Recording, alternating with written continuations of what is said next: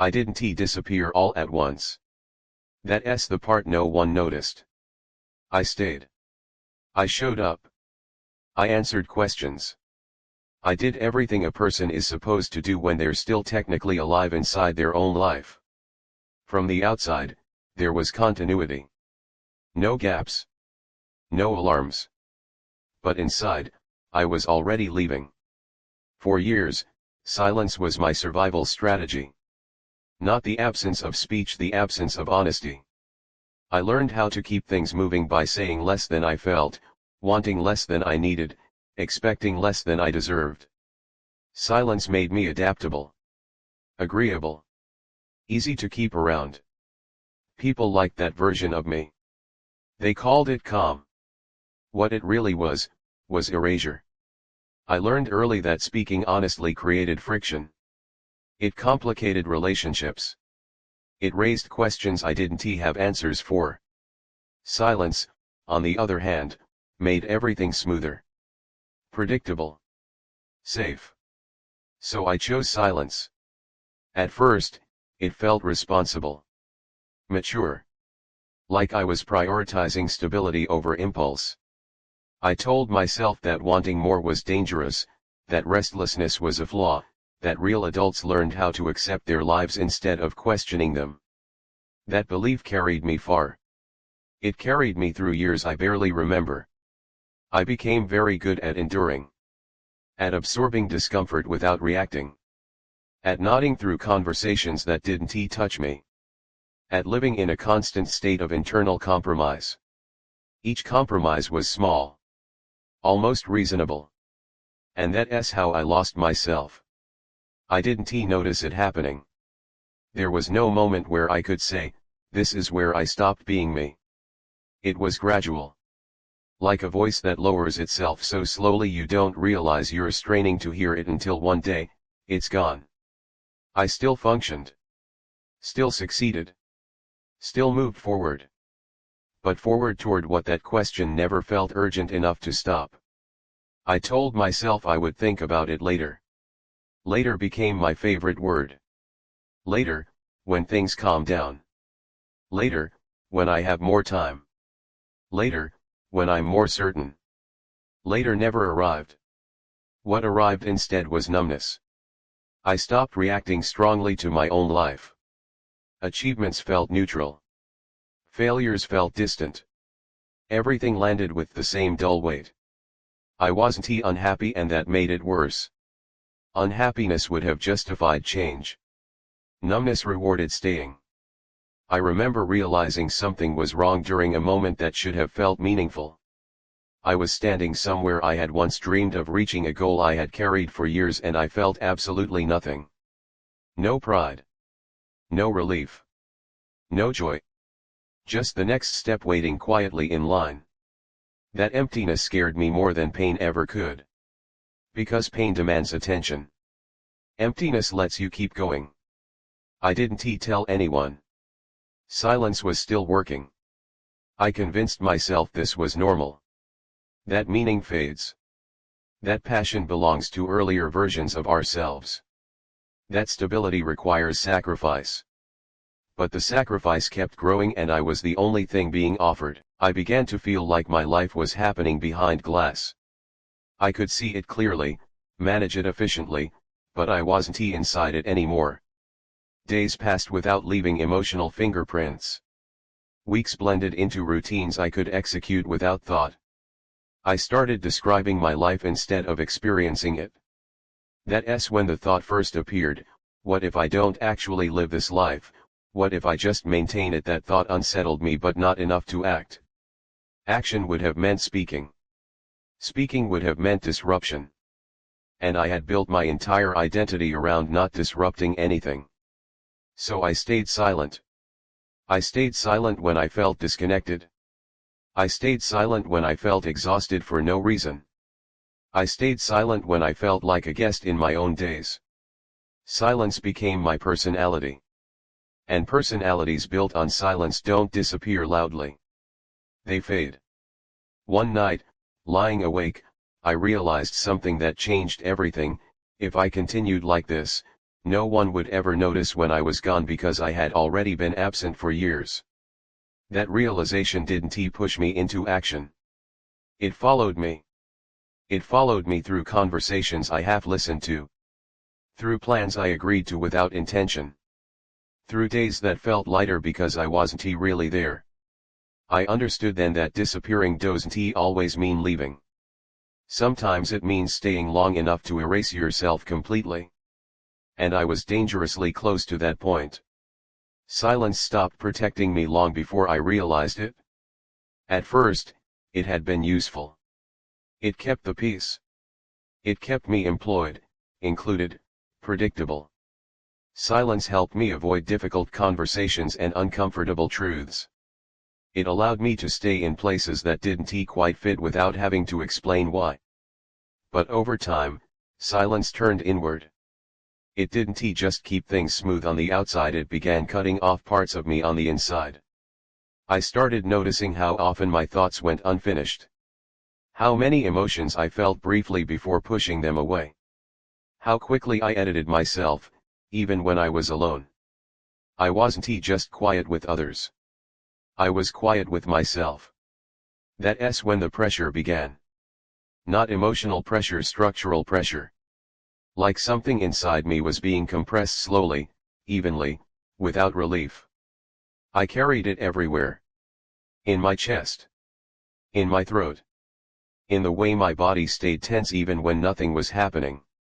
I told myself it was stress. Stress is acceptable. Stress has status. Stress means you're doing something important.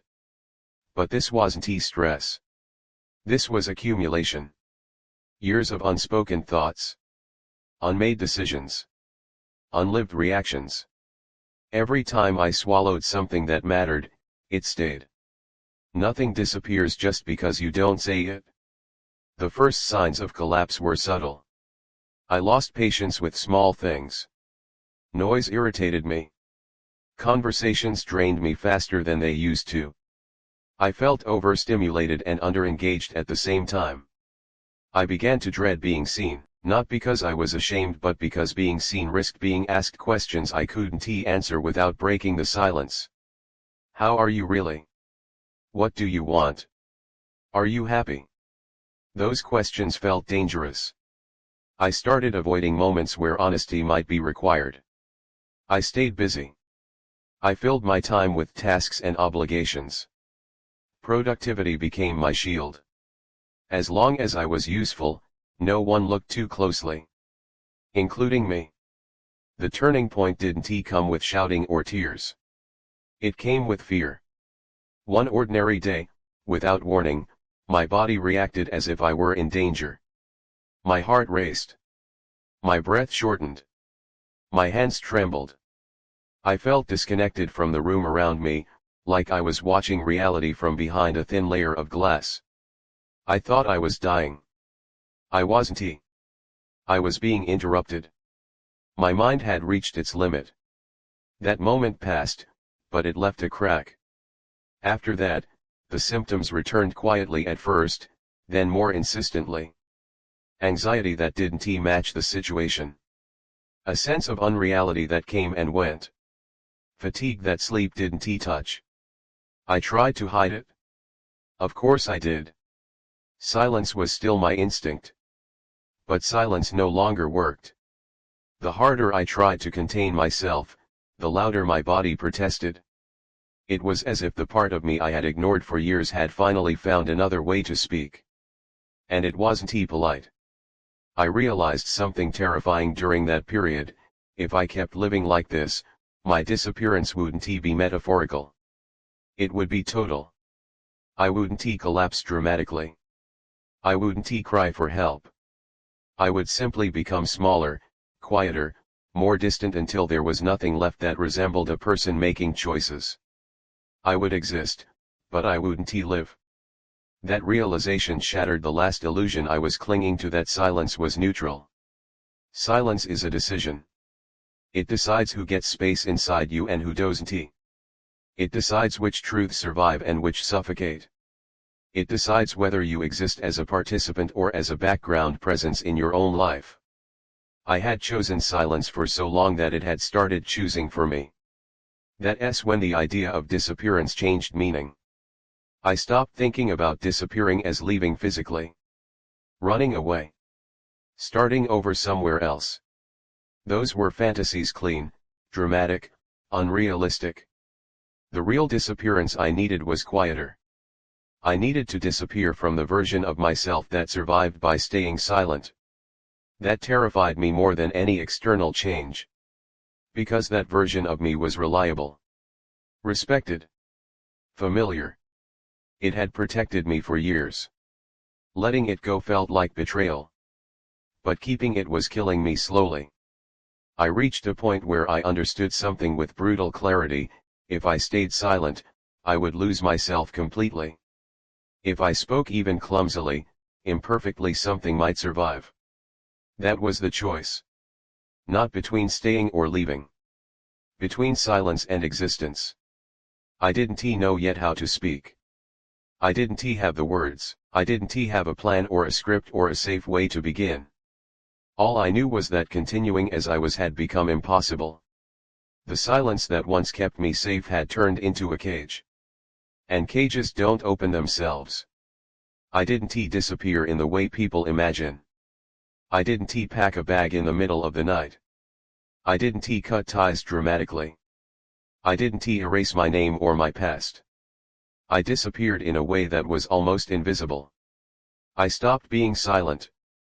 At first, that didn't look heroic. It looked awkward. Uncomfortable. Uncertain. I spoke slowly, badly, without confidence.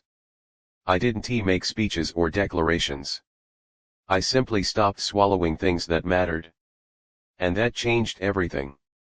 The first time I said what I actually felt, my voice shook. Not because the truth was shocking, but because my body wasn't used to being included. For years, it had learned that survival meant containment. That honesty was dangerous. That silence kept me safe. Speaking felt like standing without armor.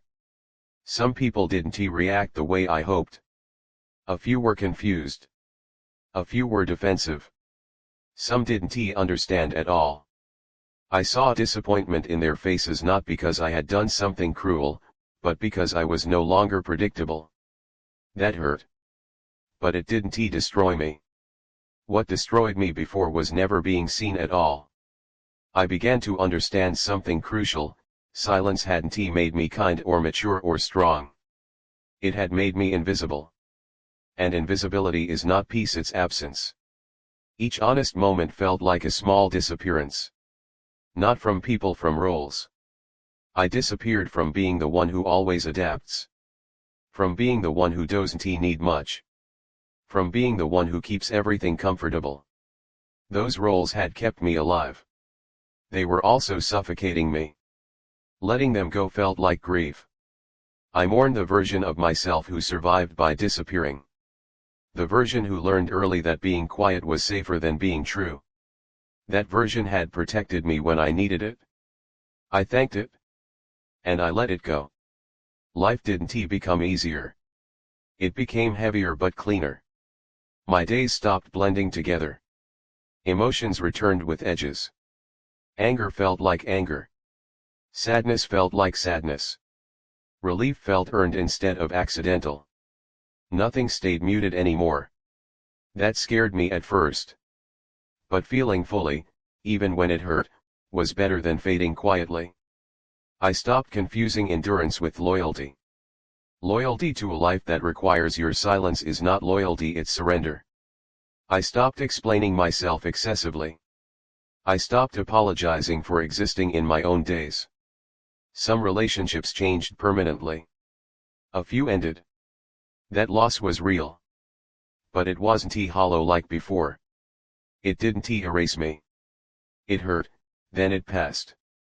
It left space instead of numbness. And in that space, something unexpected happened. I began to recognize myself again. Not the ideal version. Not the confident version. Just the present one. I noticed my preferences returning. My resistance. My curiosity. I started making choices that didn't look impressive but felt grounded. Choices that required my presence instead of my performance. Time changed. It slowed. Not because life was calmer but because I was inside it. Days had texture again. Moments left marks. Even ordinary things felt heavier because they belonged to me. I realized then that disappearing had never been my goal. Survival had been. And survival had demanded silence until silence nearly erased me. If there is a final confession in this story, it's this: I didn't disappear to escape my life. I disappeared from the version of myself that wasn't allowed to exist inside it. I didn't become fearless. I didn't become certain.